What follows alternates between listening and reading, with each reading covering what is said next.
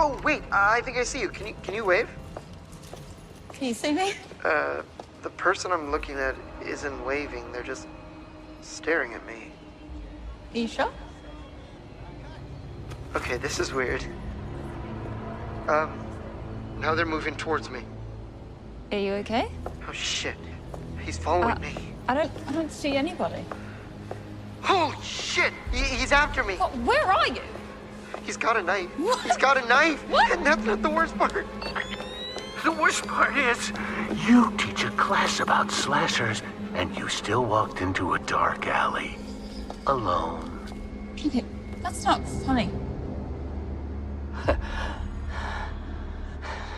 No.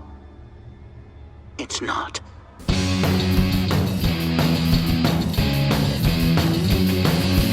Junk food supper. Junk food supper. Junk food supper. Junk food supper. Junk food supper. Junk food supper. Junk food supper. Junk food supper. Food supper. Junk food Junk supper. food supper. Junk food supper. Junk food supper. Junk food supper. Junk food supper. Welcome to Junk Food Supper. This is the podcast where basically every week we get together to talk about crazy movies and weird stuff and David Lynch and small Mexican chihuahuas. I am Parker, joined as always by Sean Byron in LA. Sean Byron, how are you doing? How is your new year going? What's going on with you? What kind of dog you got, bro? Joined by David Lynch and, you know, the talk of dogs. I don't know if do you actually have a small Mexican Chihuahua? Not anymore. No, Boy. Gonzo might have a little Mexican Chihuahua blood in him, but he's mostly Jack Russell Terrier. And then Shinji, he's kind of a pug. Man, more or less. This is a never-ending sequence between the plot lines of these films all concerning dead dogs, and now I come to find out the drop that you love so dearly is also a reminder of recent tragedy in your life. It's true. All of the drops are reminders. I mean, I can't listen to that one without remembering that time that guy touched my breast. You know, Of still course. fresh. Not to mention all that trauma relating to the time that you went batso. Of course, yeah. I can't even tell you what happened to me at the opera that one time. Oh, really? I happen to be an opera fan.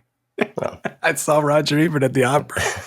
It shook me to my core. I think that does sound traumatic. How am I doing? I'm doing all right. It's a new year. I'm ready, to dive back into the world of JFD, JFS. Kind of feels a little bit strange to be coming back and not have to be talking about gross pornos in the first week of the year. Yeah, it does feel weird. This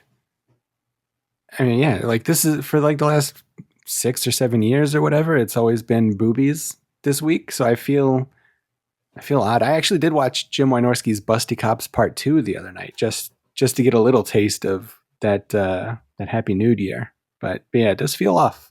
Feels odd. Yeah, instead we're watching maybe the most sexless slasher ever conceived. I mean, there's very little nudity, or is there any nudity at all in any of the Scream movies? Certainly not these two. The two new ones, there's not. I think there's a silly shower scene. I don't think there's any nudity in it in part 2. I remember correctly. Rose McGowan's got that foxy top that she's wearing, but it stays on her breasts the entire time in the first one. Yeah. I don't think there's any actual nudity. Yeah, so I guess this is our counter to all these years of being forced to look at boobs. Which that's not the part of Happy New Year that I would term as gross. Is the boobs? It's more the other stuff that we've had to cover. Yeah, I think Bat Pussy was probably a Happy New Year movie, stuff like that. It does tend to get gross. Yeah, a Night Dreams, if you will. It's always some weird fawn creature having sex with a box of breakfast cereal or something in the first week of the year, and I'm I can't handle this. I'm still getting my bearings. Yeah, there's that one movie you picked where there's an orgy and everybody was wearing Richard Nixon masks or something. Well, that was just a home movie. I'm not sure how you got access to that. I'm not going to tell you who was the source of this videotape. Now tell me, who was the source of this videotape? It's so great to have all the drops back. Yeah, indeed. I've only had 3 this entire time. I know. They've been good ones, though. I mean, we have always known when it was time for the percolator. Thank God. It's true. That is true. Mm-hmm. Well, yeah. Well, welcome to the new year. Yeah, indeed. I was going to ask you. We're not doing our top movies of the year for a couple of weeks until Kevin's back. It would be strange to do them without Kevin. But have you been cramming in a lot of 2023 movies to get ready for that? You would think that I would be. Like, that would be the smart thing to do. Theoretically, I had like 10 days off work or something. I had like a nice long Christmas break. And you would think, I like movies, so I'd probably be at home watching movies or maybe even going out to the theater and watching movies. As a guy that likes movies, I would probably be watching some. Didn't really watch any movies over the break, gonna be honest with you. I spent most of my time fiendishly compiling thousands of clips from obscure Japanese pornos from the 70s into a album-length music video for a 20-year-old record. And I don't know why I did it, but I felt extremely compelled to do it and couldn't stop myself from doing it. Well, I think everybody's glad that you're doing that kind of stuff. If it's not me, who will? Mm-hmm. Right? Exactly. It's good to keep busy with these sorts of things. I've just been watching Melrose Place. So the fact that you've done something constructive I'm jealous. I will say it was a little bit infuriating, like spending 10 days on this project, which, I actually had fun doing it, but it was like a ton of work putting together these videos. Actually, I've been working on it since November, just really cramming in as much effort as possible into this project. And I was pretty happy with the result, posted it. Not that many people, watched it or whatever. A few people here and there giving a thumbs up, and that's nice. But it's not about that. I'm not trying to get rich off this video or anything. But what bothered me was so after posting these videos that I made for the Avalanches record since I left you, YouTube has been recommending me other videos that other people have done for, these same songs.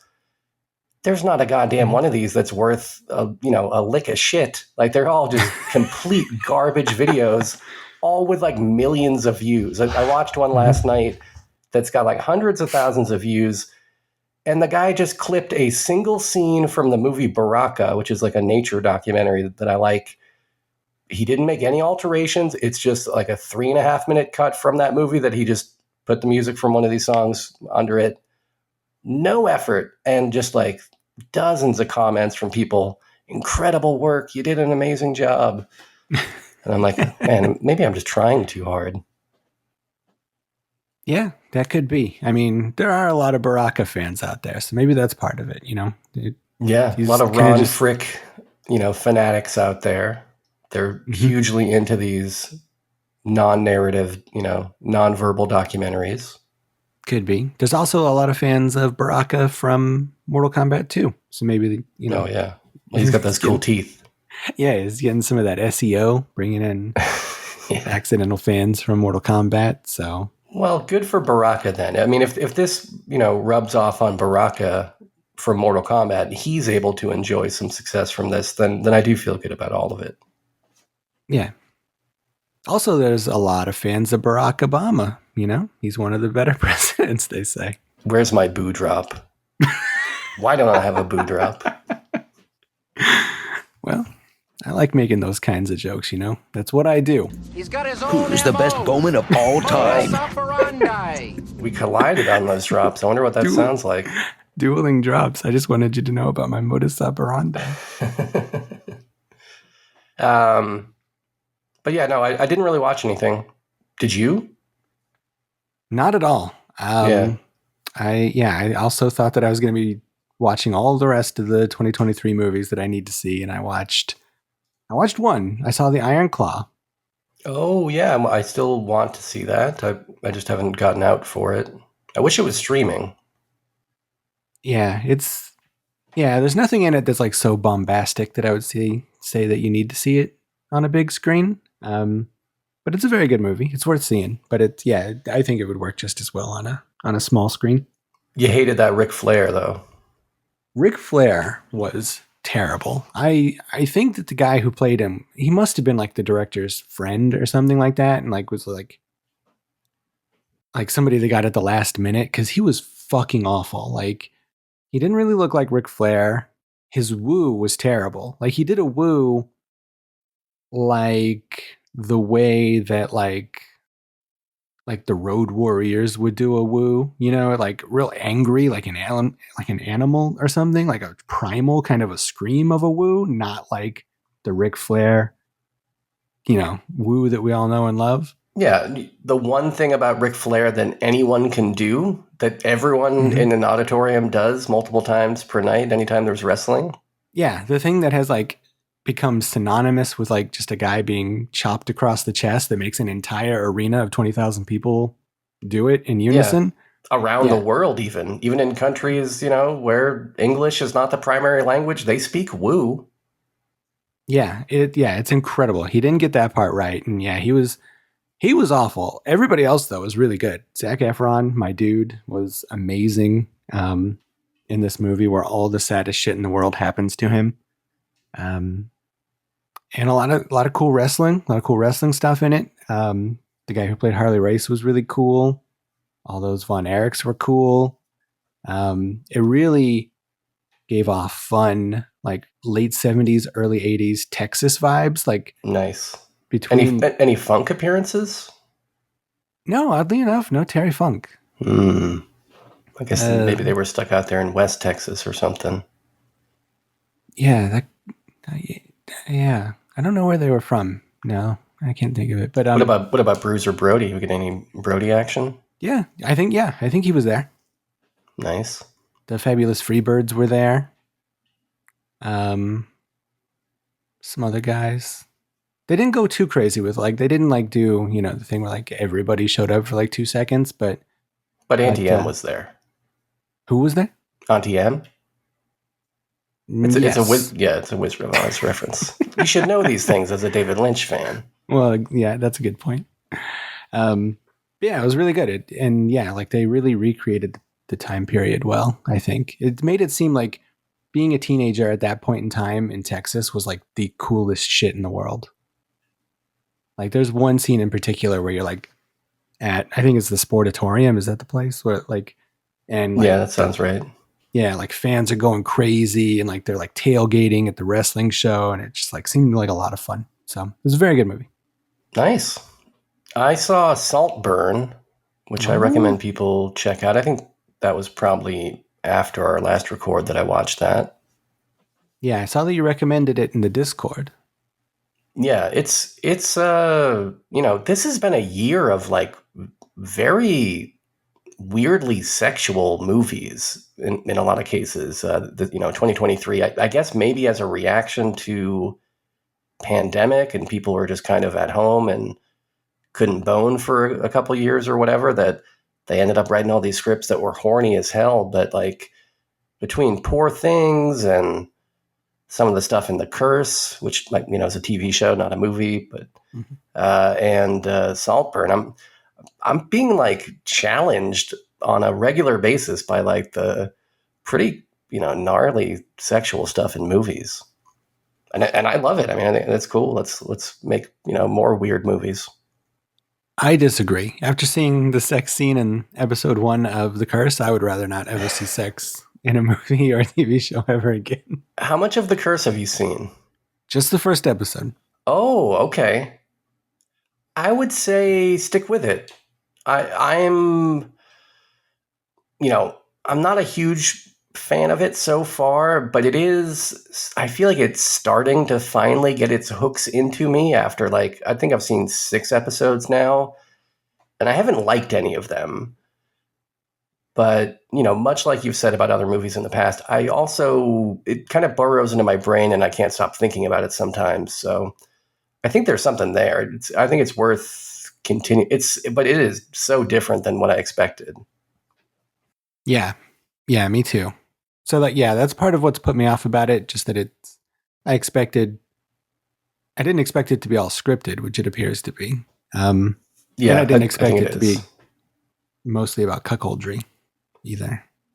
That's actually not what it's about. Like, I feel like that first episode kind of sets up the wrong expectations about what the show is about.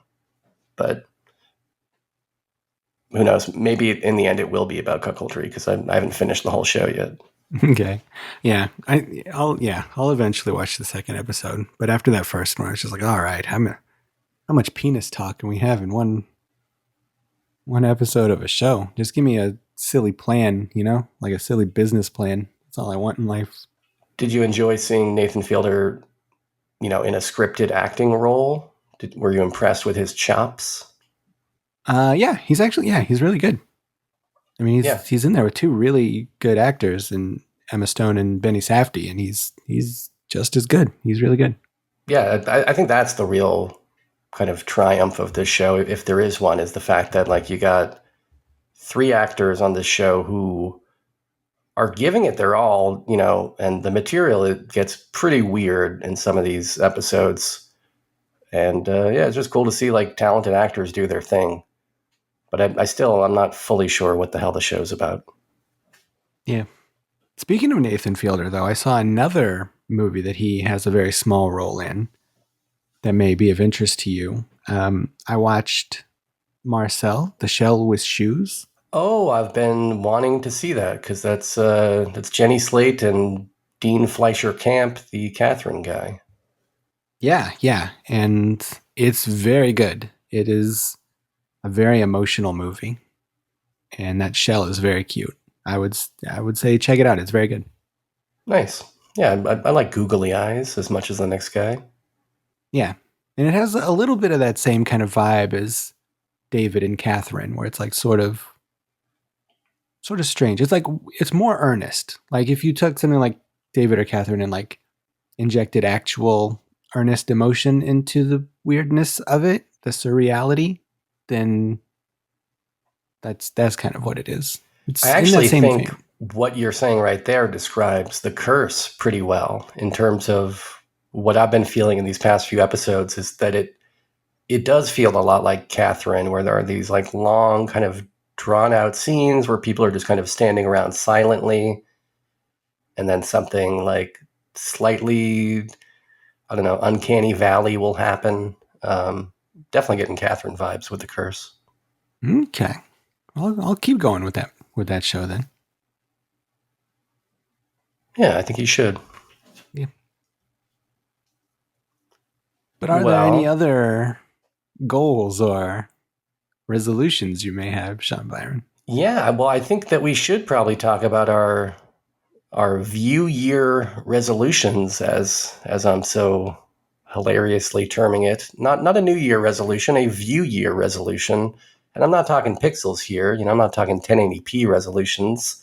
I figured, you and I could list out a few things that we're trying to accomplish this year in our viewing. I feel like every year I usually tend to have some things in mind for like, I want to tackle this filmmaker, or I want to do this or that. Oftentimes I get, 30% of the way into the project and then kind of jump ship before the year is done. But this year could be different. Who knows? So let's dive into some view year resolutions here. You got one? Yeah, I've got one. It's kind of a basic one, a little bit to some degree, but looking at my getting ready to make our 2023 lists and everything, like I was looking at my list on Letterboxd of all the things I liked, and it's all like kind of basic stuff this year. And I think that it's probably been like that since the pandemic, for multiple reasons. Like in years past, like I would scour the depths of Tubi and find the most obscure stuff to make sure I had anything that I could ever want to be on my list, to make sure I watched everything and found, no stone went unturned in my search for finding my top 10 movies of the year. And then the pandemic happened and everything kind of halted.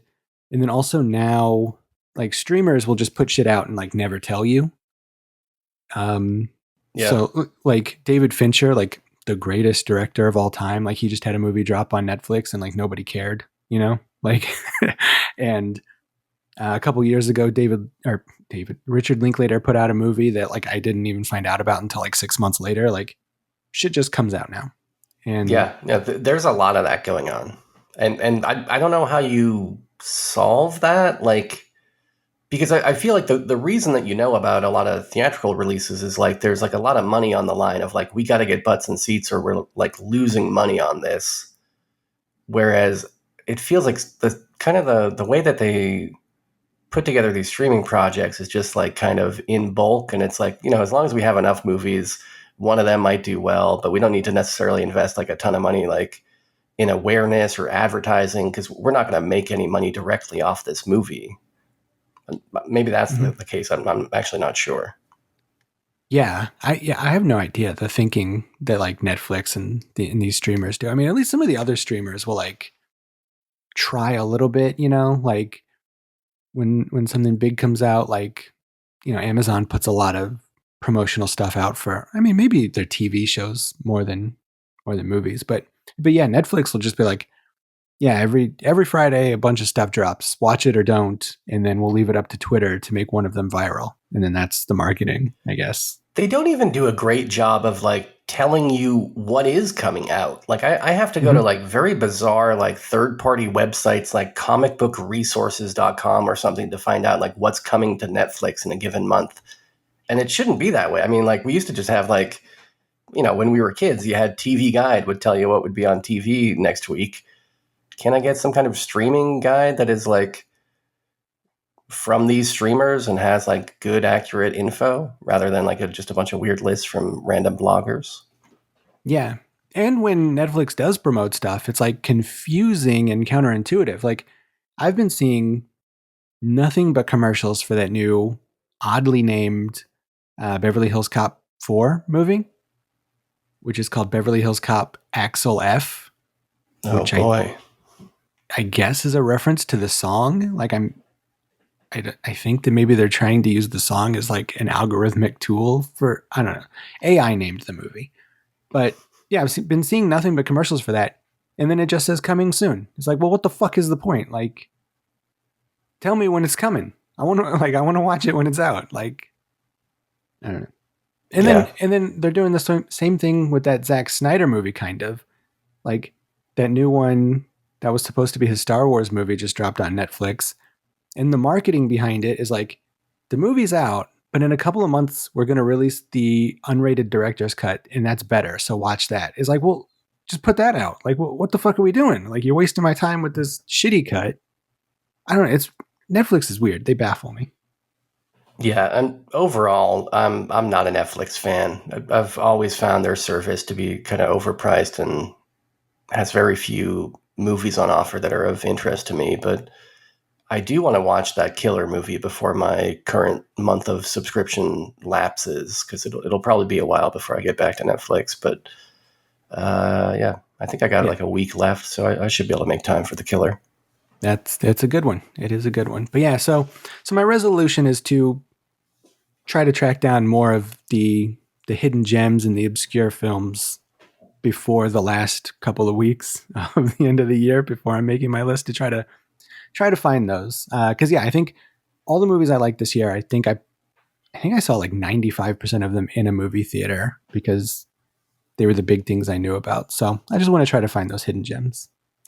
For me, like a good way to keep on top of new releases like that is to just follow people with good taste on Letterboxd, and then like, oh yeah, usually my popular with friends feature on Letterboxd will be populated with interesting new movies. It doesn't always work. Certainly things slip through the cracks, but that's been one approach that has worked for me. Yeah, I follow a lot of people who are really into like full moon movies. So yeah, that may not work too well for me, but yeah, I think specifically you will have to unfollow Dustin Ferguson on Letterboxd in order for this ploy to work. I think that's a good idea. Well, what about you? Yeah, my first view year resolution is I've been meaning to do a Hayao Miyazaki deep dive, kind of a re-dive, because I've seen all the guys' movies before, but I never sat down and watched them like all together. You know, they've come out over a span of 40 years now, I guess, and I've been watching them over a span of, I don't know, 25 years or something, and I think it would be a rewarding experience to sit down and watch them chronologically from start to finish. I think he's probably got about maybe a dozen or so features, so it's not the most insurmountable set of films. You know, it's not like doing a Hitchcock or something like that. Pretty manageable, and I think I could also probably squeeze in some of his like other kind of non-directorial work. Like I've been meaning to watch more of the stuff that he did early in his career when he was just an animator, you know, before he was an actual director, or watch some of the short films that he did in between his features and stuff like this. So I saw Boy and the Heron twice in theaters. I might go see it a third time, maybe if I can, before it leaves theaters. I fucking loved it, and it's got me all jazzed up to revisit and re-enjoy all the Miyazakis. I have only seen one Miyazaki. I do want to see the new one, but I think the closest is playing is Fresno. So I haven't gone yet. You got to see it. Yeah. But see any of them. If you start at the beginning, you know, the first feature, Nausicaa, Valley of the Wind, is great. I think you would love it. It's really good. Yeah, I've heard a lot of good things. I mean, I wasn't... Which one did we watch? Princess Mononoke? Yeah. I liked it. I wasn't the hugest fan, but I did like it. So I feel like watching more of them is in my best interest. Yeah. Nausicaa's got like cool kind of sandwormy guys in it and all kinds of weird beasts that I think you might enjoy. Okay. I want to see the one about the pig who flies a plane. Oh yeah. I think that one looks good. Porco Rosso. Yeah. They play in theaters a lot, like all of them. So it's probably pretty easy to catch up with these. Yeah. Yeah. Go out to your next Ghibli Fest. Mm-hmm. Well, what's your next resolution here? Well, my next one is that I want this to be a free year. You know, I just kind of want to avoid all the movies by this filmmaker. Not really a filmmaker, but, you know, kind of a filmmaker. And that's Jules Verne. I just kind of don't want to see any Jules Verne This is movies. not a real resolution. I just want to avoid this guy's output for the whole year. That's okay, my well plan. then good news, because coming to Criterion in February, the recently unearthed short films collection of Roger Ebert. 15 short films he shot on the Pixelmatic camera. Oh no. Some of them have been hand tinted in 3 colors. Oh, it's even worse. This is not your actual resolution, though. Well, not really, but I do. I mean, kind of. Well, I mean, I'm not lying about that. But also, that's not my real one. My real one is that I want to avoid Dustin Ferguson movies. Really? I'm so proud of you. I've watched like 30 of his movies so far. They're all bad. And what have you learned from the experience? I've learned that sometimes a motherfucker can devote his whole life to something he just hates and has disdain for, like the medium of film.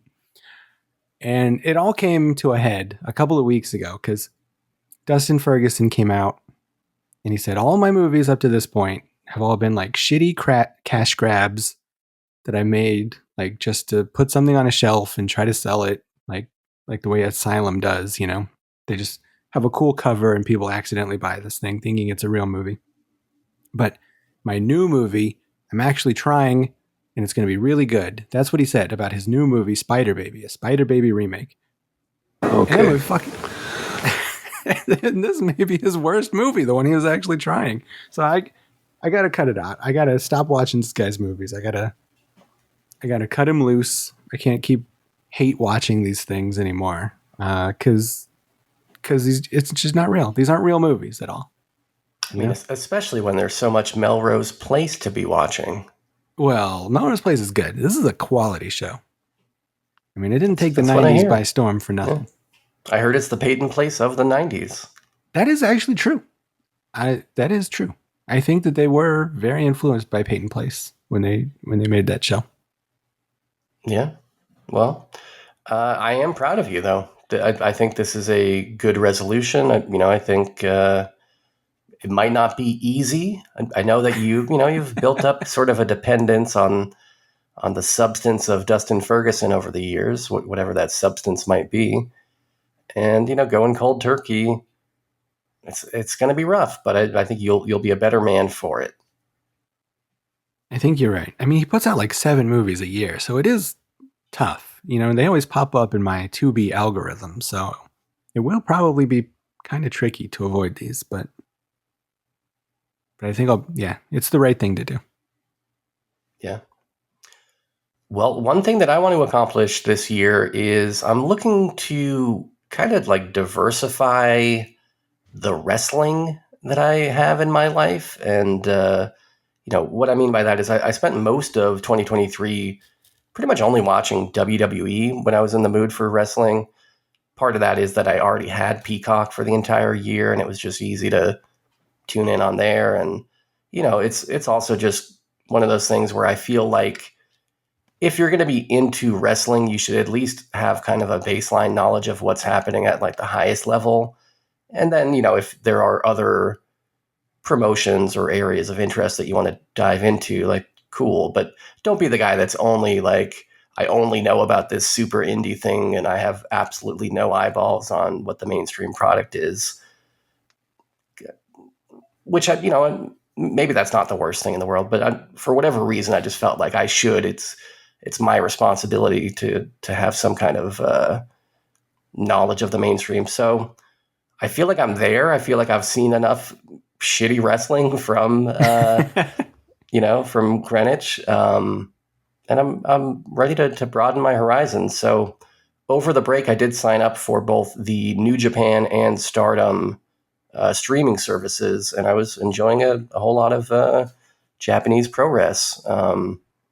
And I'm hoping, I'm not sure if it exists, but I'm hoping there is some way for me to gain access to like the big Mexican matches. Like, I'm not sure what the options are for that. Like, do those promotions have like streaming footprints? Can I stream those cool lucha tournaments from AAA or whatever that I used to, get on bootleg videotapes from guys in Mexico when I was a kid? Or am I just kind of shit out of luck? I'm not sure, but overall, yeah, I'm just trying to, I'm going to still enjoy wrestling this year, but try to enjoy it, in a more diverse sense. Yeah, I think AAA stuff is pretty easy to find. I think you can get like the pay-per-views and stuff, but yeah, that's a good plan. Stardom is their YouTube channel is really great. Like they put a lot of matches there. Yeah, they just put the whole pay-per-view up for their like most recent pay-per-view a couple days ago. It's like 4.5 hours long or something for free on the YouTube. Yeah, they're wonderful. They have good matches there. They're fun. I haven't watched a lot of New Japan. I don't know. I'm kind of like, that's like a big blind spot for me is like actual Japanese wrestling. Like I like when those guys come over here and form Kai and Tai and chop off Val Venus's PP and stuff. But yeah, it's kind of a big blind spot for me. Outside of like super death matches and stuff, I guess, that I watch on YouTube from time to time. But did you see any of those Will Ospreay matches this past year in New Japan? I caught up with some of those, like Will Ospreay versus Kenny Omega and stuff like this. I've not. I've seen some Kenny Omega stuff, but I don't think I've ever seen a Will Ospreay match. He's a pretty intense competitor. I was really impressed with some of this stuff from Will Ospreay this year. And Kenny Omega, I love the fact that he looks almost identical to like a buff version of that dude Grant from the Egyptian and Aero Theaters, the guy that hosts Corn Gorn. Yeah, that's true. Every time I see that guy, it reminds me of Grant, who I love. So that's understandable. Yeah, he's good too. Well, what other resolutions you got? Well, This is my big resolution, and I actually started it already by watching Marcel, the Shell with Shoes on. But on Letterboxd, they give you a list, a mathematical ranking of all like your highest rated directors and actors. And I want to watch all of the movies I haven't seen by the people on my highest rated actors list. That way I can have the most mathematically sound rankings of my favorite directors. Just for fun. Like, it's weird though, because like my two favorite directors are Brian De Palma and Richard Linklater, neither of whom are on this list. So math, sometimes you just got to go with your heart, I guess, rather than math. But there's a bunch of guys on here that I haven't seen all their movies, like Hitchcock, obviously, Frank Perry, Verhoeven. I'm missing a few. Scorsese, a couple of these other guys. So I just want to watch all the rest of the ones that I haven't seen. That way, my list is solid and takes in everybody's work into account to get the nice, perfectly mathematical rankings.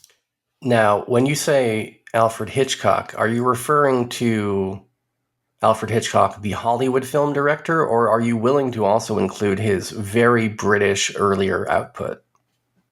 I mean, I guess I'm going to have to watch that, but I know it's probably going to move him down in the rankings significantly. But I still do have like a handful of his American movies I haven't seen, I think. But yeah, I'll probably watch them all.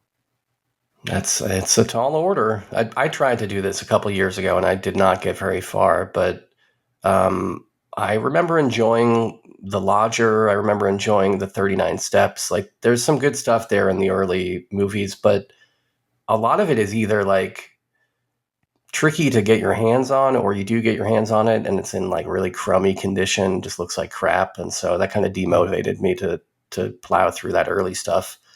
I wish there was just like a nice single collection on the Criterion channel where I could just get access to all of it or something, but it was kind of annoying to track down the Hitchcocks. Yeah, I got like a big box set from the library a couple of years ago that had like 25 of his early movies, like all in like real super shitty quality, so I didn't watch any of them, but yeah, I feel like there's probably like some cheap box set out there with all of them. But yeah, they are. You really only see like the same ones over and over on, even on Criterion and all the other streamers. Like, it's really just the American ones you see. Yeah. You would think a Mill Creek or somebody would have our backs out there on this. That's my resolution. Watch all those directors. Fill in those gaps. I love it. Well, my final resolution is, maybe it sounds kind of counterintuitive because I just mentioned that I signed up for 2 new streaming services, but in 2024, I'm looking to spend less money on streamers. I feel like my own personal streaming, collection, or the lineup of streamers that I've got on my Apple TV at the moment, it's getting out of control, and it's one of those things where I just, I'll want to watch something, and I'll be like, okay, I guess I got to add Paramount Plus, or I got to add Netflix, or I got to add this, I got to add that. And before you know it, you're subscribed to all of the streamers, and you're spending hundreds of dollars per month on streaming.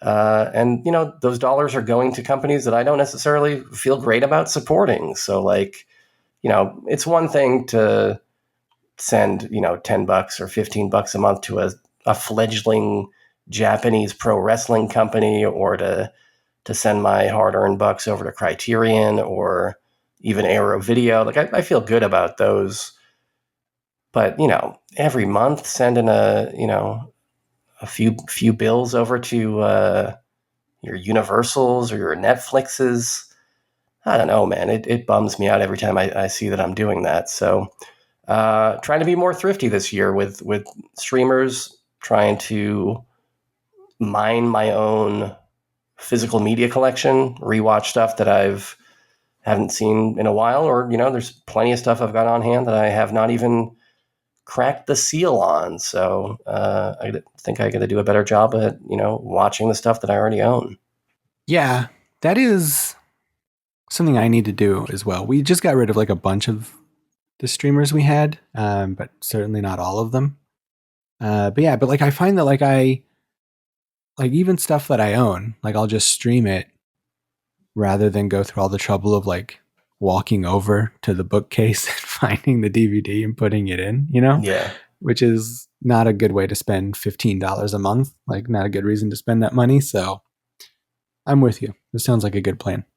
My big barrier at the moment for fully enjoying my, already purchased physical media that I have in my house is really embarrassing, because what it is that my DVD/Blu-ray player is positioned in such a way that it's like facing away from my couch, which means if I want to use the remote to pause or do anything on the Blu-ray player, I got to get up from the couch just ever so slightly and crane my arm around so that I can reach the player, And it's the way that my whole setup is, like, I don't have another good place at the moment for the Blu-ray player unless I like put it on the floor, I guess. And it's that little bit of effort that I have to like just stand up slightly and crane my arm that makes streaming like way more desirable for me. And so I've also become extremely lazy, and I'll just stream stuff that I've got on Blu-ray. I'll be watching it in worse quality on a streamer, knowing that I've got a great, looking disc just sitting right there under my TV, but I can't be bothered to get up and put the disc in and then have to be craning my arm. Yeah, that's how they get you. That convenience. So, yeah, there's probably a workaround. I don't know. Maybe I can put a strategically placed mirror somewhere that I could bounce my remote control rays off of. I think that's what I need to look into. Yeah, I think that could help. That's what these shoot, right? Rays. I've got a ray gun in my hand when I've got a DVD remote. I think so. Yeah. Infrarays, right? Yeah. It is. It is IR, I think, right? Or is that infrared? I don't know. What is an IR? I'm sure it gives you cancer, whatever it is. Yeah. I'm a fan of Japanese movies. Well, that's a great segue, because I do have an honorable mention resolution, which is that I want to watch the movie Throne of Blood. Oh. That's it. Just throwing that out there. Yeah, you should see it. It's great. Yeah, it's pretty good. I think Ebert specifically is a big fan of that one. So he does love Japanese movies. Yeah. But yeah, hopefully I get to watch it one day. Yeah, with the great Toshiro Mifune. Mm-hmm. Well, what samurai Shakespeare adaptations do you think those fine folks out there in junk food supper land have been watching themselves? Do we know? Will they tell us? I demand to know. I think they will tell us. We have one. We got a few this week. So here's one by one of everybody's favorites. Live from New York, it's Mr. Brian.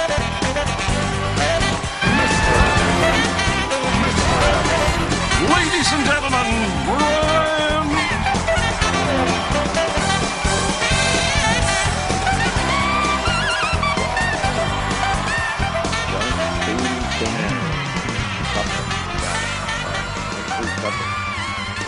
What is up, my friend? Mr. Brian calling in New York. Just wanted to call in and say hello. Wish you a belated Merry Christmas. I forgot to call in last week. My apologies for that. I want to wish you guys a Happy New Year. Happy New Year to everybody in Junk Food Dinner and Junk Food Supperland. And I have a recommendation for Sci-Fi February. And no, it is not Star Trek. So relax, Sean Byron. I would hope you guys would strongly consider, if not do, Flash Gordon from 1980. I know I've said that a bunch on the Discord, but I think that'd be really cool if you guys did Flash Gordon for Sci-Fi February. That's up and coming. Not sure if you have that picked already or if you have the movies picked out yet, but that's my 2 cents. So Happy New Year, everyone. Love the show as always. Thanks for taking my call, and peace. Thank you, Mr. Brian. That's a fine idea. I know that's one of the ones that we've been talking about doing for 17 years now. So it very well could be. We have not picked the movies yet for Sci-Fi February. But that very well could be the answer. That's another movie I want to see, even though Shakespeare was not involved, nor was Akira Kurosawa. Yeah. Do we know, are we doing a Sci-Fi February theme on Supper as well? Like, do we want to, because I know this great series of science fiction movies, kind of seminal, honestly, in the foundation of science fiction as a genre, from this guy Jules Verne, about journeying to the center of the earth. I think those might be a perfect fit for our Supper weeks that month. Hey, pal, you got a small wiener. I disagree. We've already done all the Jules Verne movies, so I don't think that would be good. H.G. Wells, though, now that is a Victorian era sci-fi writer you can really hang your hat on. Don't worry, we'll get to Wells and Burroughs once we're done with these Vernes. Oh, no, once we're done burrowing to the center of the earth. Well, I've never seen that Flash Gordon, though, I don't think. Yeah, I've not. I've seen Ted, the movie about the talking teddy bear, and that movie actually has a lot to do with Flash Gordon. It makes me hyped to see it. Like, that teddy bear is obsessed with Flash Gordon, so it's always made me intrigued by that movie. Plus, you love Flash Gordon Cole. That's also true, yeah. From Twin Peaks. Yeah, I think Junk Food Supper should be fully sci-fi'd up in February. It's tradition. Okay, all right. I'll call up all my Morlock friends. Okay. Oh, you're going to be in Japan for a bit of that month. If memory that is serves, true, yeah. So maybe there will be some Star Trek covered on the podcast. I think that's a good idea. Yeah, if you're not going to be here, then I'll probably do First Contact. I'll rope somebody in to talk about the Borg with me. I love it. Love everything about it. Well, we've got another voicemail from somebody much angrier than Mr. Brian. Oh, damn. So fucking annoyed right now. I want to throw my podcast device out the window. Okay. What? Sean stated that the Bouvier sisters in Grey Gardens, Big Edie and Little Edie, or what inspired Marge Simpson. Tom from Adelaide said, no, it was Jackie Onassis Bouvier. You guys, fucking Big Edie and Little Edie Bouvier are Jackie Onassis' first cousin. Big Edie's sister is Jackie O's mom. That's the whole thing of the movie. The whole part of the movie is they come from the Bouvier family. Fuck. Oh. God damn it. Everyone was right. Stupid idiot. Thanks, Kevin. All right. Well, that's our friend Chalky. He actually called back to say some more, so we got to listen to that too. Oops, sorry about the two thing in a row, but oops, sorry. Kevin just said what I just said. So disregard the last message. And thanks, Kevin. Thanks, Kevin. Yeah. Kevin set us straight. He did. I would feel bad about not knowing this, but like my entire life, my eyes have always just glossed over. My ears have too. Whenever anybody mentioned anything related to JFK, like I think he's like, I don't know what it is. Like maybe it's like that Kevin Costner movie or something, but it's like anything relating to JFK, I just think is boring. So I don't know. So I knew nothing about any of this stuff, is what I'm trying to say, except for the Marge Simpson connection. So I do have to admit, though, that Bouvier is a fun name. You know, it makes you think of kind of a bulbous bouffant, something like that. Just that the sound of it is nice. Bouvier. It is a very good name, but yeah, it's true. We're lost without Kevin. We are. I don't even know why you would listen to the show without Kevin, to be honest. He's got all the information you need. We need to get Kevin to do audio commentaries for this show, where like he just like he says like corrects us after everything we say that is incorrect and stupid. And like adds in. Yeah, I like that. Yeah. Adds like an editorial layer to the show. Yeah, he becomes like an ombudsman and just like fact checks us and copy edits us in real time.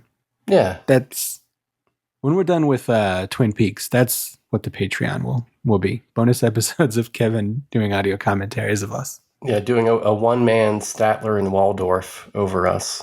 But all right, we got. Thank you, Shockey, for setting the record straight. And we got another voicemail here. This is from our friend Randy.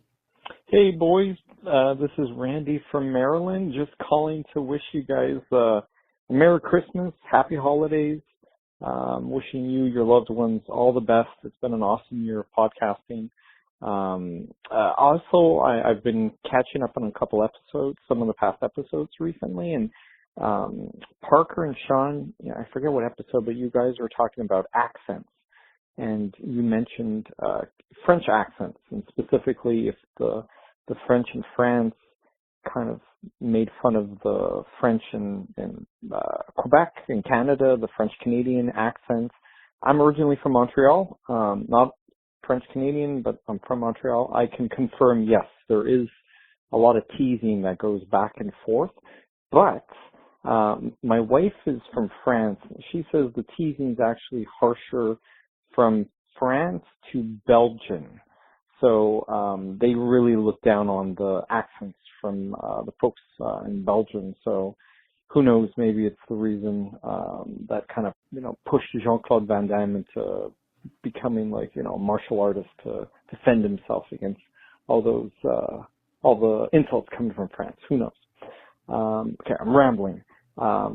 Merry Christmas, all the best. Keep it up, and can't wait to hear the recent podcast. Take care, guys. Thank you, Randy, for also setting the record straight. Yeah. I was curious to know. And this is info that even Kevin Moss doesn't hold. As far as we know. He does. There is a section of Cincinnati called Little France that maybe he frequents. He goes there a lot. So maybe he knows this stuff already. But that is interesting. I bet the French and the Belgians are constantly goofing on each other. It makes sense because, in all of my years outside of, the waffles, the only Belgian I ever met was this kid when I was in, I think it was like freshman year of high school. In my French class, we had like this exchange student kid who was from Belgium and spoke French as a result. And so, I don't know, he was there kind of helping the teacher out or whatever. And everybody just assumed he was from France. And so people would ask him all the time, like, oh, what's it like in France? Oh, tell me about France or this. And he fucking hated it so much. He would yell at people in the class, I'm not from France. I'm from Belgium. In that classic Belgian way that we all know. Mm-hmm.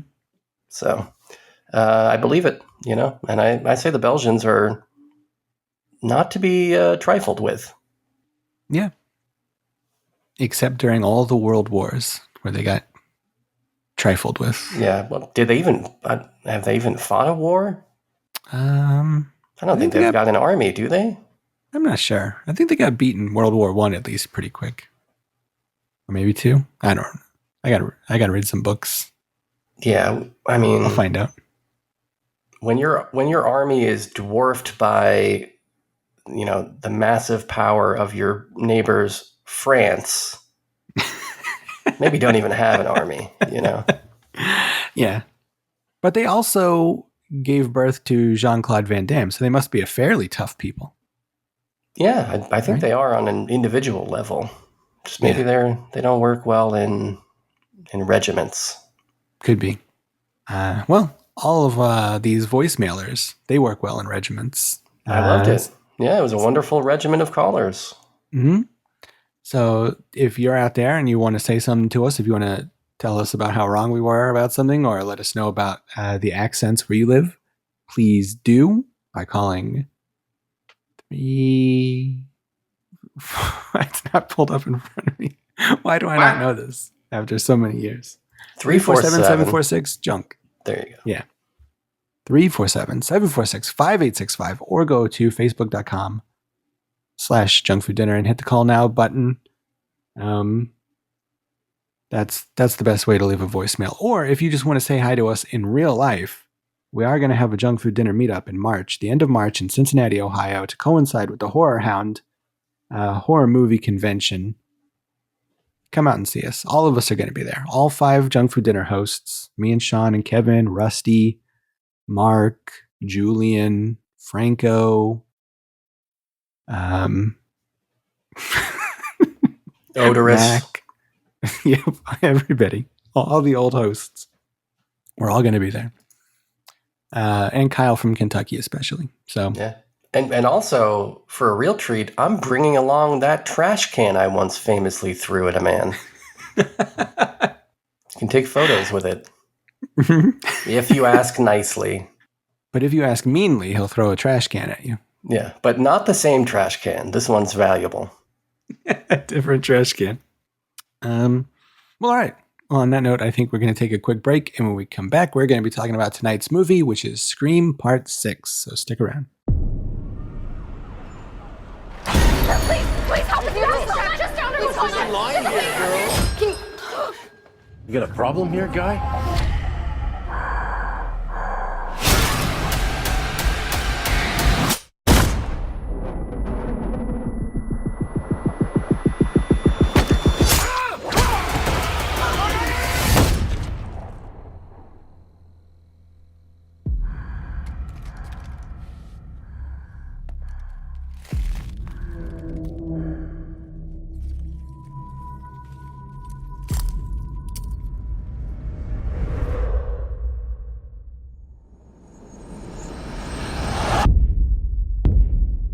I had this secret. There's a darkness inside of me. It followed me here. And it's gonna keep coming for us. We share a certain history. This isn't like any other Ghostface. What is this place? A shrine. We've got to lure him in. We execute him. Hello. Let's play a game. You know you're like the 10th guy to try this, right? It never works out for the dipshit in the mask. Maybe. But there's never been one like me, Gale.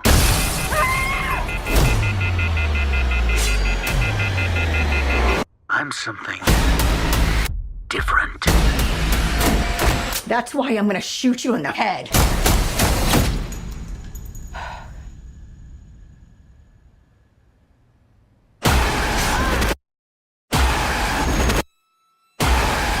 You want me. So let's finish this.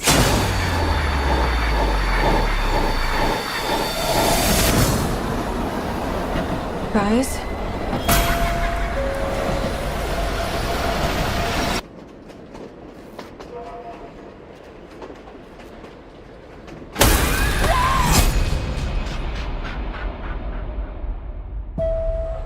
Welcome back to the show. The movie this evening is Scream 6. This is a movie that came out in 2023.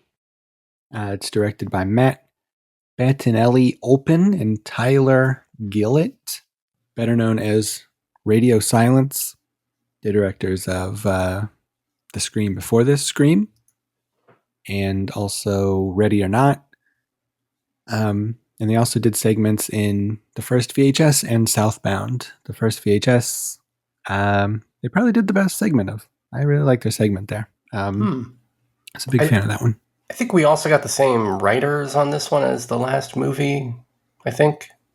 I think so. Is it? I think it's them. Yeah, it's... oh, no, it's not. I thought that they wrote and directed. No, it's James Vanderbilt and Guy Busick, who wrote... Oh, wow. These are very strange movies. Guy Busick wrote with Radio Silence. So I think he's a Radio Silence guy. He wrote the previous Scream and Ready or Not. And then the other guy, James Vanderbilt did ID4, right? Yeah, he did Independence Day, The Amazing Spider-Man 2, The Amazing Spider-Man, and Zodiac, a David Fincher masterpiece. So and then some Adam Sandler movies, I think, maybe, like Jennifer Aniston straight to Netflix rom-coms or something. Yeah, the 2 murder mystery movies. And The Rundown with The Rock, which is a pretty good movie. So kind of a weird career on that guy. Yeah, very weird. Yeah, so these guys brought Scream back in 2022, I think, and did sort of a reboot sequel. They and it was pulled it away from the Weinsteins, right? They got it away from Dimension. That they did. So good for them for doing that. And it was a wild success. And so they followed it up really quickly. And so this is the follow-up to that. After the goings-on of the last Scream movie, a Ghostface comes back and haunts Woodsboro again. Like a year later... Haunts Woodsboro again? You're talking about the last movie. Yeah, that was the last movie. Okay. I thought you were talking about this. I'm like, I know it was not exactly New York, but it also was not Woodsboro. Yeah, well, it was definitely not New York. But yeah, so the two survivors and their friends, played by Melissa Barrera and Jenna Ortega, who play Sam Carpenter and Tara Carpenter. See, they're named after John Carpenter. It's a very witty homage. Yeah, you think it's witty. I would say that's kind of a Craven maneuver. That's a good one. They're living in New York now. They're trying to put the past behind them, trying to forget about the fact that they were chased by a killer and that one of them is the daughter of one of the killers from the first movie. They are going to college with their friends, played by Mason Gooding and Jasmine Savoy Brown, who are related by the way, that Mason kid, that's the kid of one Cuba Gooding Jr. Indeed it is, yeah. I didn't know that until post watching it. I looked him up on Wikipedia. Yeah, he's a good-looking young man. Yeah, very clean cut. Yeah. So they're not here in New York very long before the murders start again. We get, like with all the Scream movies, we get an opening scene where the most famous person in the movie, played by Samara Weaving in this, is stalked by a killer. And this movie kind of throws you for a loop in the beginning because they say it takes place in New York, but the first scene is kind of centers around an alleyway, which do not exist in New York. Yeah, and certainly if there is an alleyway in New York, it's not going to be the brightest and cleanest looking environment you've ever seen in your life. Like it looks like an aisle in like a brand new Target or something, just like spick and span. I mean, I'm pretty sure like every corner of New York City is covered in rats, right? And there's like none to be seen. Yeah. Yeah, it's clearly Canada. It's really weird because they do make, this is like the whole crux of this is that, it's Scream in New York and they do make some references to Jason Takes Manhattan. But then, it's kind of odd that they make all the same mistakes where like it's not New York at all. Like even the scenes that seem like New York are because they're filmed on a green screen and they've just superimposed parts of New York in the background. Like there's no New York here at all. It never feels like New York ever. To me, I thought this was, even worse than Jason Takes Manhattan in terms of its non-New Yorkiness. It really does. It feels like it could just be set in any generic city. Like there's really nothing distinctly New York about the entire movie. So that did bum me out. And it's one of those things where it's like, just don't sell me something that you can't deliver. Like for me, the most exciting part of this whole Scream 6 proposal was Ghostface Takes Manhattan. Like I thought that sounded cool. And there's nothing like that in this. So I don't know. That killed. I mean, and it's not exclusive to this movie. I feel like every fucking horror movie is supposed to be in Texas, but it's actually Croatia, or it's supposed to be New York and it's actually Montreal, or people are never shooting where they should be, but it's getting to the point where I'm just really frustrated with it. Yeah. It really serves no purpose. Like if they would have just gone to college in any town, it's like, why not? It's like, we're all going to go see Scream anyway. Like, no, I don't know that.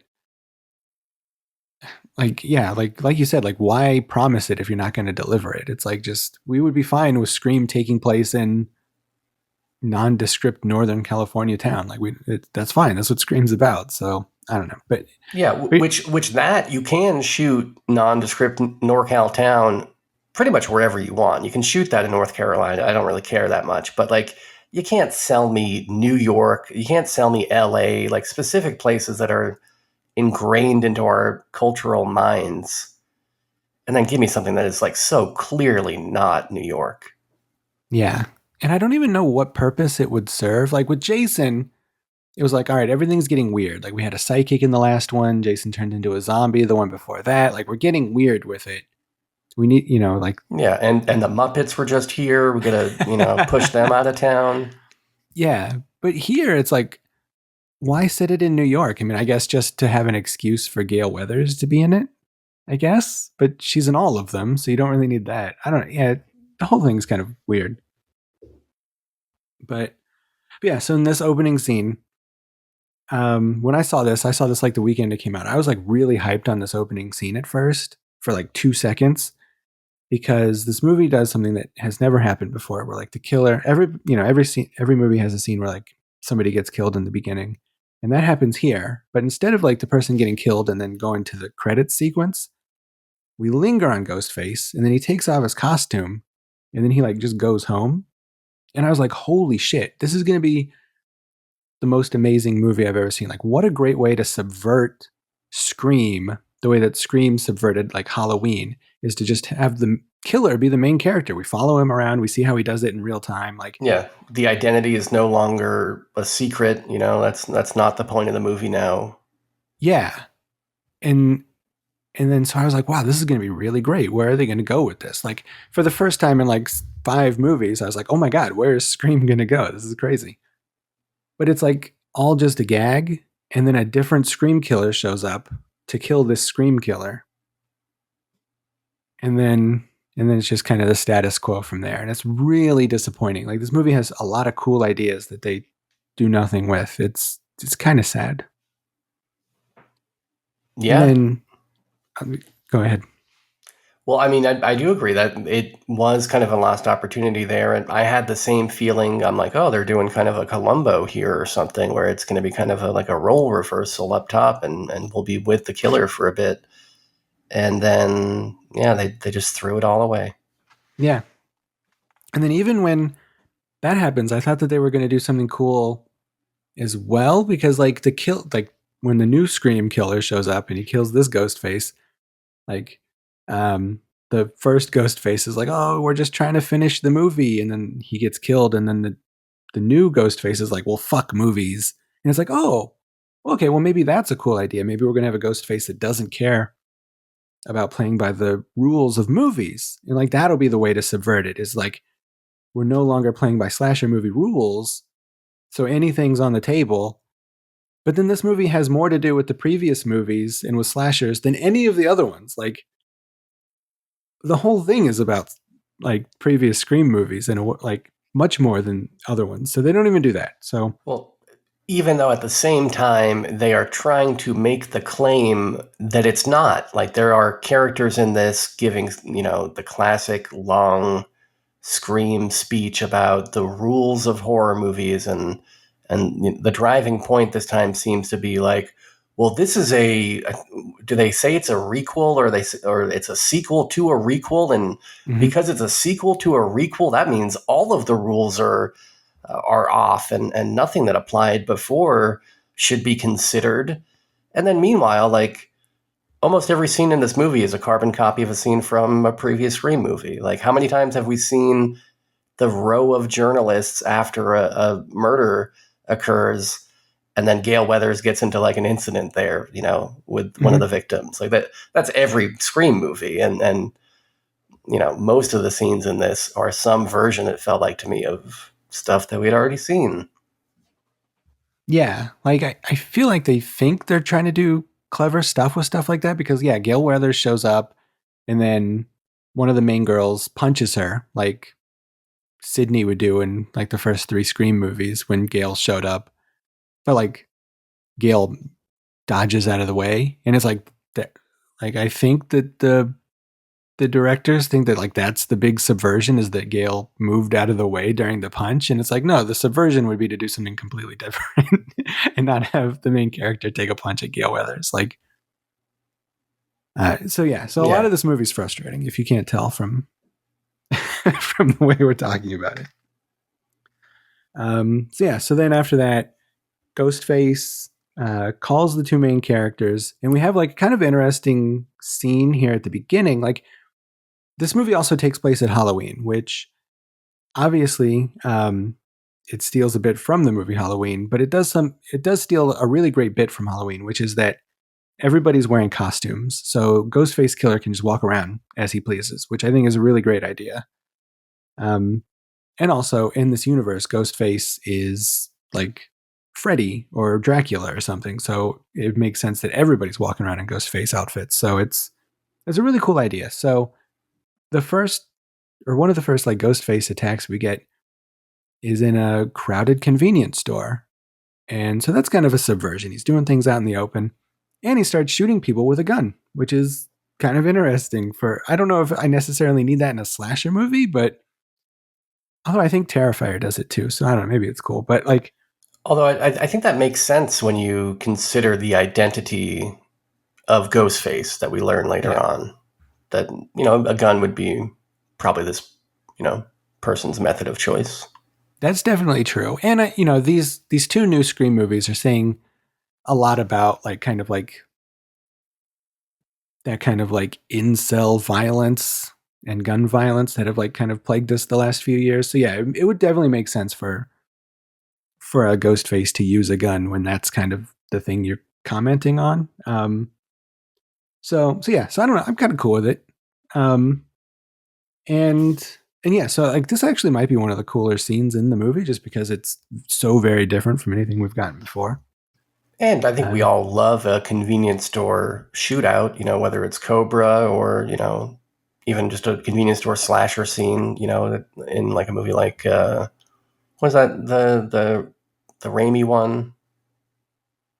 Intruder? Yeah. Is that what it's called? Yeah. Yeah. I love action in the aisles, and it's cool to see it here. Yeah. Yeah. This is a fun scene. There are fun scenes, which makes the movie all the more frustrating, like the stuff that doesn't work, because there's so much here that could work and does work.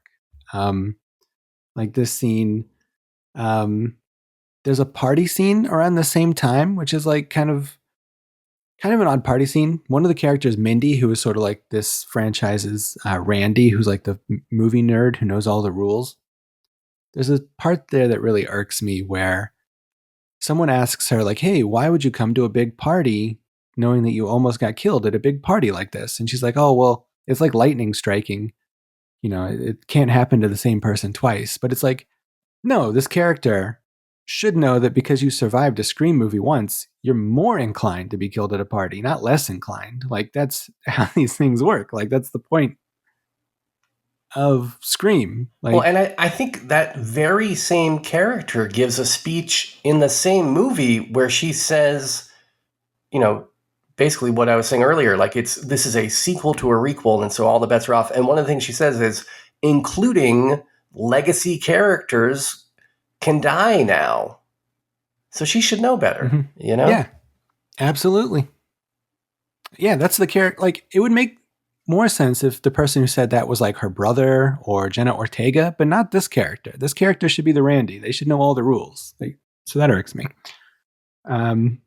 It's a very nerdy thing to get irked by, but it does irk me. So yeah, then there's some, I don't know, a lot of other crazy scenes and stuff like this.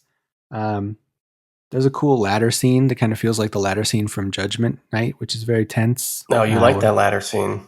I like that ladder scene. You didn't at all question why somebody in a, I don't know, like 10th floor New York City apartment would just have on hand right by their window like a 20-foot ladder at the very precise moment that they needed it desperately.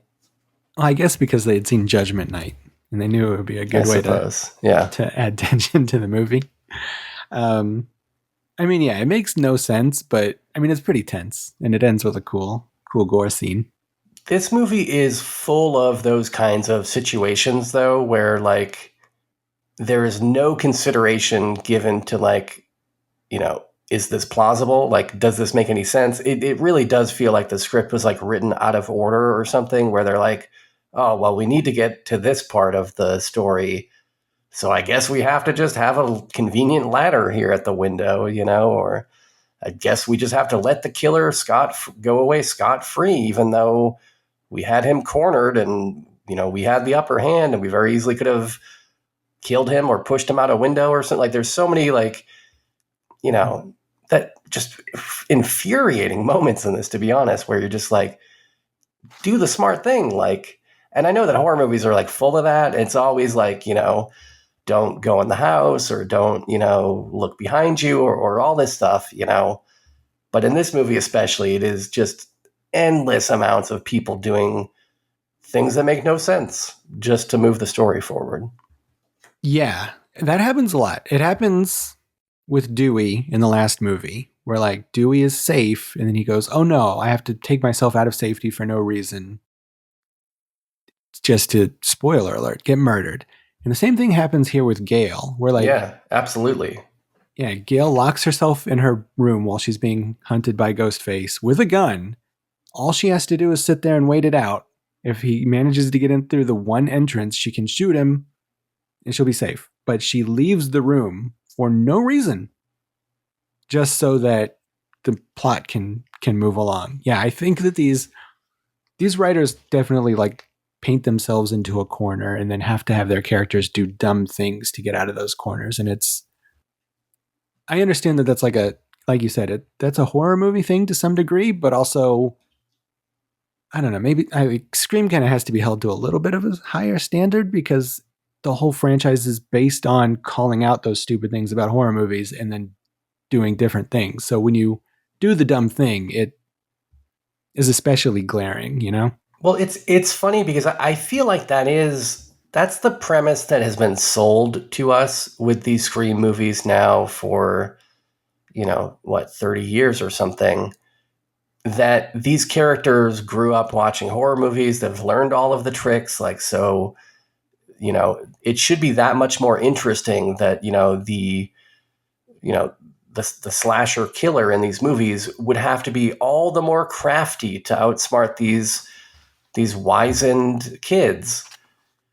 But I don't think that ever fucking happened. I mean, debatably, maybe Jamie Kennedy a little bit in the first movie seems to have, like, once in a while the right idea, but he also just gets killed pretty quickly for being, alone on a sofa or whatever, but it would be interesting. Like, I would like to, I guess that's tough to write a movie where people are smart. You yourself have to be smart in order to write that movie.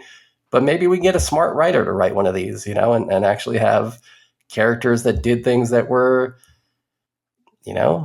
crafty and see how Ghostface responds to that rather than just, the same thing that, slasher victims do in every slasher movie, which is just the stupidest possible thing. Yeah. Yeah, I mean, well, I think the first one is smart. Like, I mean, there's like the scene where like Sydney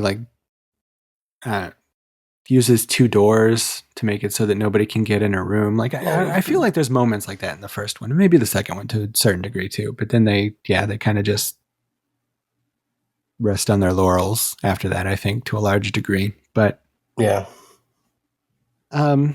So from there, they're kind of off and running from Ghostface. They meet up with Kirby from part 4. Who's an FBI agent now. There's some red herrings. There's some suspects. There's a subway scene that is very tense.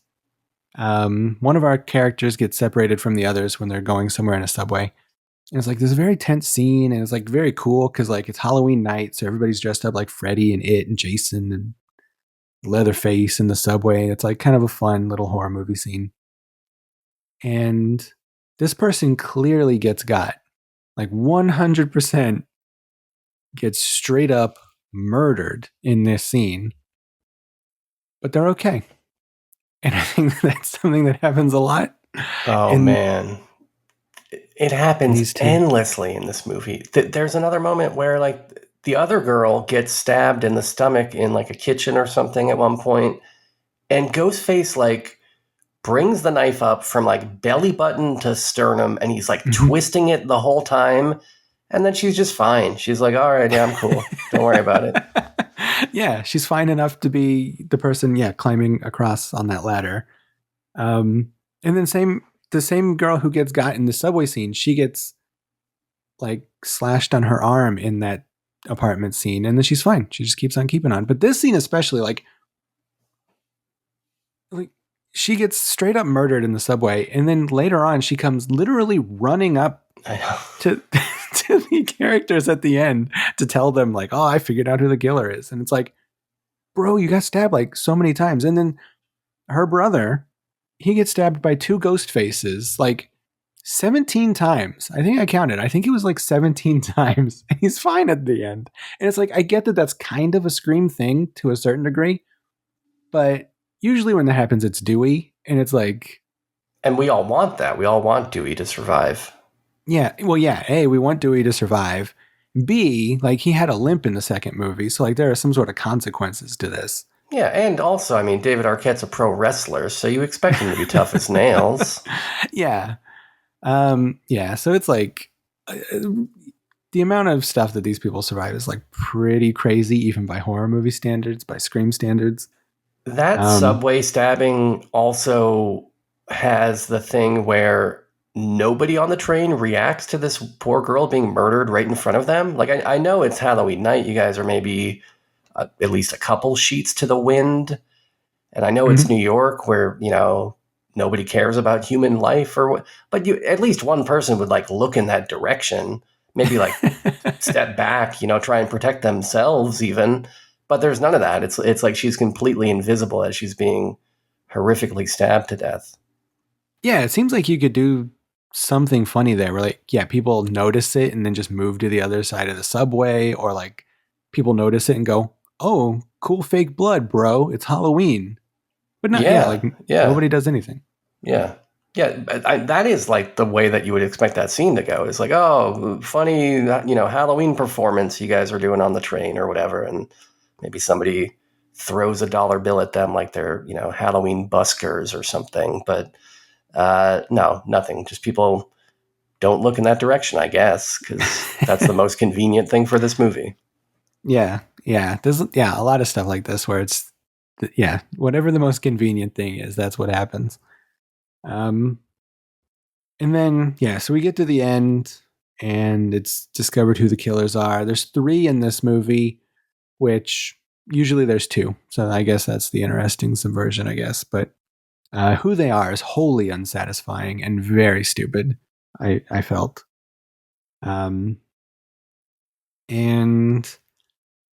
one thing I think maybe the most emblematic, like weird thing about these 2 new Scream movies and this one specifically is, okay, so we have 3 killers, and then there's also the 2 Ghostface killers from the opening scene that get murdered. So there's 5 Ghostface killers in total here. There's, I don't have my all my math in front of me, but there's like 3 or 4 deaths that happen in this movie that aren't the killers, that are off screen. So I think that the most people who get killed in this movie, if you don't count the off-screen ones, which are so many, like that's like a cardinal rule of slasher movies is that you shouldn't have off-screen deaths. But anyway, so like more killers get killed in this movie than victims, because there are 5 Ghostface killers that all get killed. And I think that that's such a weird way to go with a slasher movie. Like, it really feels like these 2 Scream movies are more like kind of like empowerment stories, you know, like, yeah, than stories about like victims being hunted by a killer. Like, it really feels like, especially because like one, Sam has like the special Skeet Ulrich superpowers where she's a killer. Like, it really feels like the story is about these 2 girls killing, like having this power fantasy about killing the killers who want to kill them, more than it is about like horror and being afraid that killers might get you. Like, it's a really weird thing. Well, and I think that actually maybe could be interesting if you focused on it, you know, but I agree that is there, but I don't think that they know what to really do with it. And the movie just gets kind of lost in its own weeds and its own mythology and, you know, it seemingly endless desire to bring back characters from prior movies, even when it makes zero sense. I mean, Hayden from Heroes in her leather jacket as an FBI agent, one of the least believable turns in a horror movie of all time. Just, I couldn't buy a single second of that performance or that character. And she's not alone. I mean, this movie just, I mean, CGI de-aged Billy Loomis is a giant bummer. It's like, you don't need to, if you don't have something interesting for these characters, don't bring them back. Bring them back next time or something. Like, I don't know, man. Yeah. Like, I mean, it makes sense for Gail to be there because they're in New York and she's a news reporter. And so that's always makes it easy to get Gail involved is because she wants to report on the story. But yeah, Kirby going from like weird horror fan in high school to FBI agent is kind of weird. Doesn't really make a whole lot of sense, but yeah, like that's odd. But yeah, it does seem like they're just bringing people back because they're supposed to bring people back in Scream movies. And it also feels very cowardly that none of the core four, as they call them, get killed in this. Like, that's the whole fun of Scream, is that your favorite characters get sliced up and murdered. Like, Randy dying in part 2 is like one of the high points of the franchise because we love Randy so much, and because Randy, being a horror nerd, he's like the stand-in for all of us horror nerds. Like, for him to die is like crazy. And then, like, that's what you want to do. You want to build these characters up and then kill them to make memorable sequences in a horror movie. And then they just kind of don't bother with that at all here. Well, you know, they had other priorities, like delivering the least authentic New York experience on film.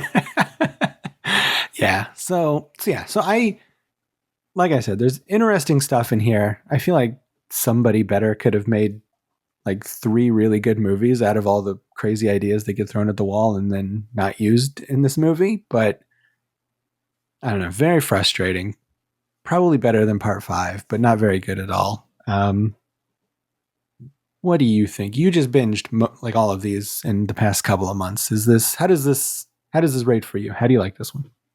Well, yeah, I you know, I've been watching these. You know, I had seen most of them before, but hadn't seen 5 yet, and so I binged, you know, the first 4 up until 5, and then watched 5, and then just watched this. And I don't know why I did that. I don't know why I will continue to watch these movies, because they're never very good. I mean, outside of that first one, which is great, of course, I don't really like any of these movies, but I think they just kind of connect me to a nostalgic time where I was like exactly the right age when I saw that first Scream movie, that it, you know, it means something to me. And I don't know, I got a soft spot for these retarded horror movies, I guess. And this one is very dumb.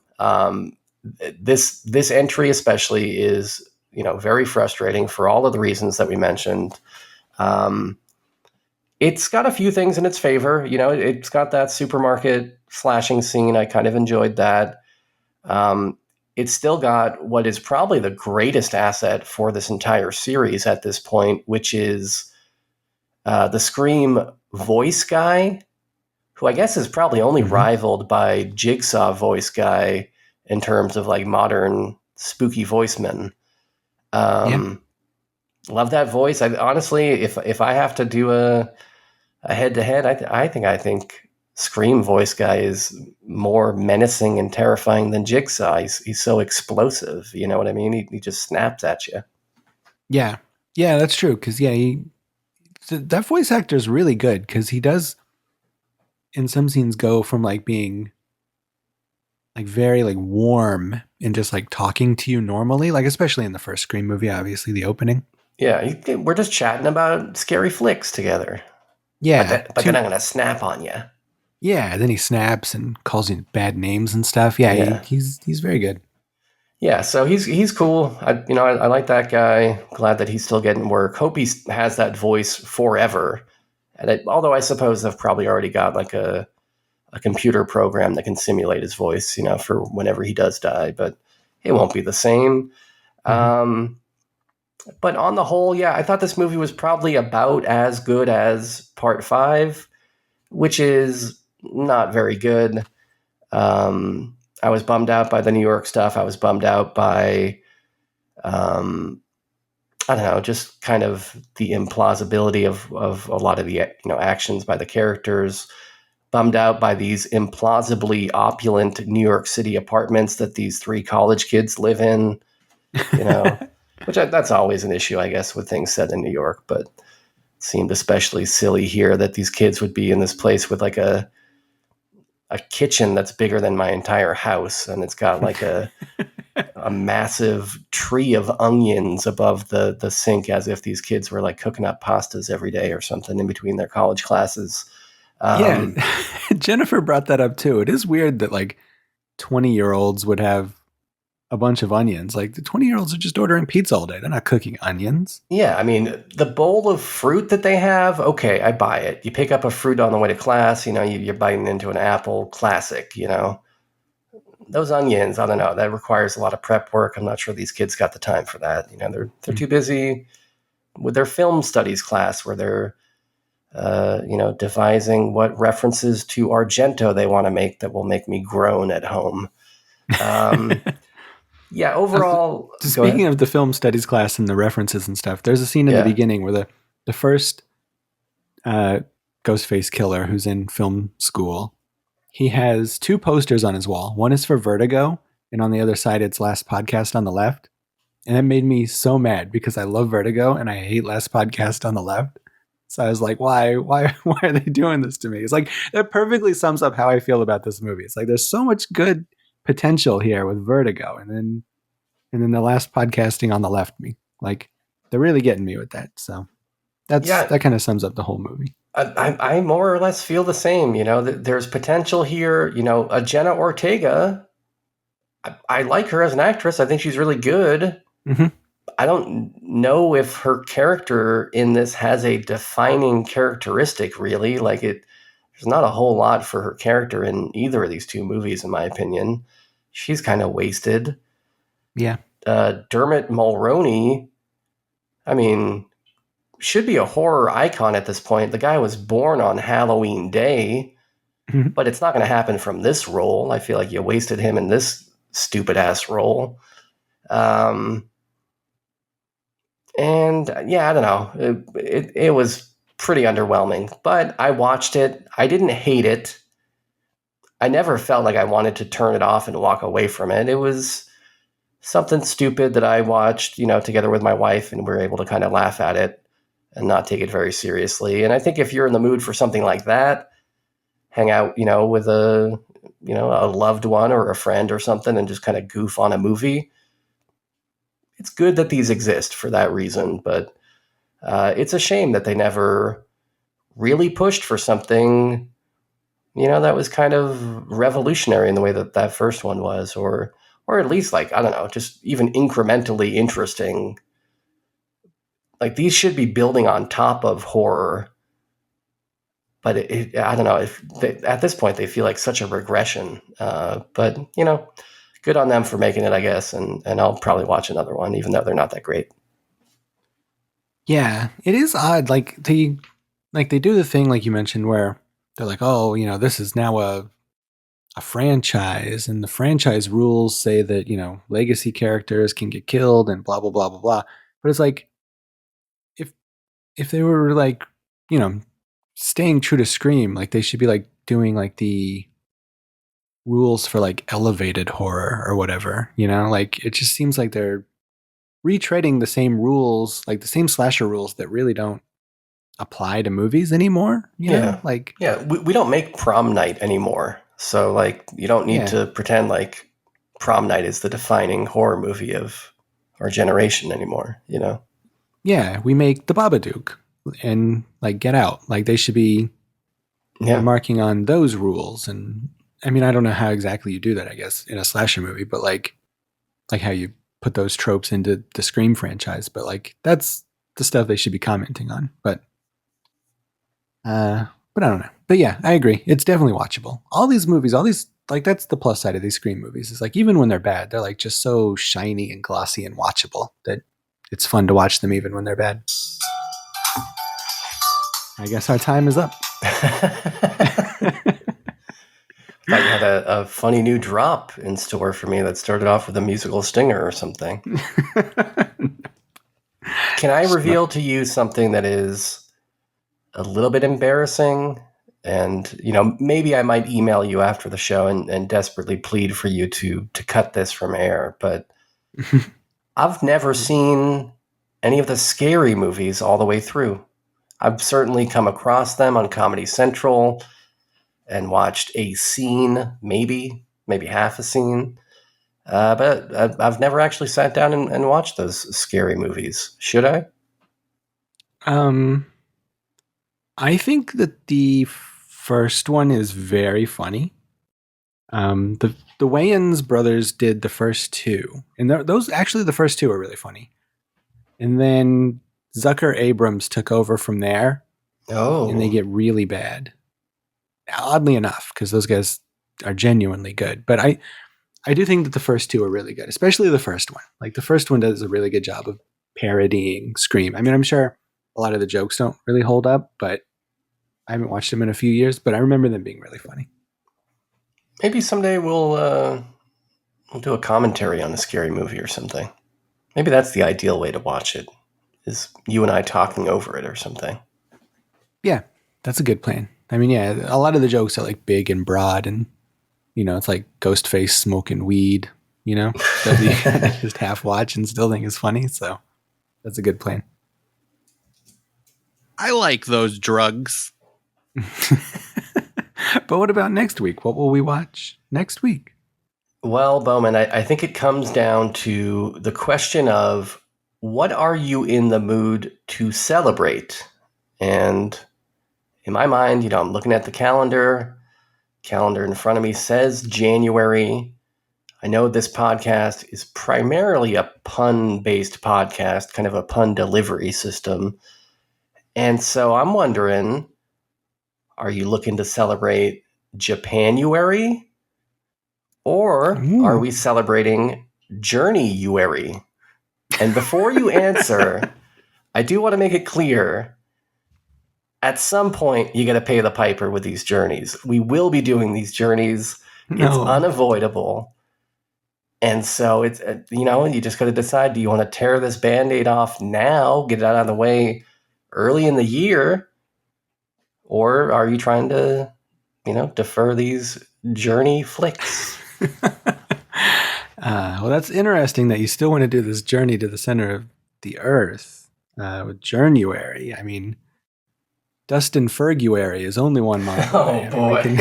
We can watch all of those. Oh, well, conveniently, I'll be out of the country for some of it. You're right. Well, I mean, I feel like this is a trick. Like, I feel like you found some Japanese adaptation of a Jules Verne movie. It's not. No, there will be no Jules Verne involved in Japanuary, if that's the way that you go. If you go with Journey-uary, it's going to be the 1993 made-for-TV NBC Movie of the Week version. Oh, my God. Which looks better than it sounds. I watched the first 5 minutes. F. Murray Abraham was in it. He's cool. You like him. I do like F. Murray Abraham. Probably your favorite F. Out of all the men named F, I can't think of a better one. I guess F. Scott Fitzgerald, right? Fuck. Oh, yeah. He's good. He's really good. Man, that's 2 good Fs right off the bat. Yeah. Would you say that the Japanese movie is of equal or lesser value? If you go with Japanuary, I'm going to give you 2 titles and you're going to pick one of them. But I'm not going to tell you what they are right now unless you commit to Japanuary. You might not like these titles, but you might like them. But if I pick Japanuary and then I don't like those titles, I can't. No, I can't backtrack. Yeah, you'll be committed at that point. Mm. Are either of them Throne of Blood? No. All right. Well, I feel like we just gotta journey to the center of the earth. Then. Wow. We got to get through it, right? So excited for the 1993 made-for-TV NBC Movie of the Week journey. to the center of the earth. If we got to do it, we got to do it. Might as well just get right in there. Well, you blew it. You blew it. I had the most incredible Japanese films of all time picked out. What? That you would have loved. It was not a prank. But you'll never know now. Is that right? I mean, I thought it was going to be a prank. I liked them. I think you would have liked them, actually. What? Did I blow it? You might have blown it. Oh, that's my MO. I always blow it. He's got his own MO. Modus operandi. But I know that you picked Journey 1993 because, you've got a fondness for this story. You're hoping you're going to see Gertrude the Goose.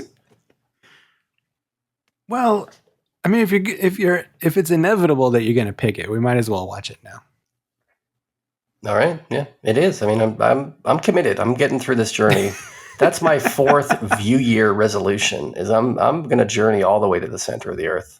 Oh my God! At the end, we get to party with The Rock. That's true. I mean, I guess that is like a good way to celebrate the end. So we get to watch a $200 million blockbuster with The Rock. And then after that, we get to watch 2 direct-to-video Asylum knockoff versions. No. That don't feature The Rock. They might have Dermot Mulroney, though. Yeah, that sounds like what he would be up to. All right, well, yeah, Journey. Journey, you marry. Well, sounds good. I look forward to hating it, I guess. We might be moving towards the ones that you might enjoy more.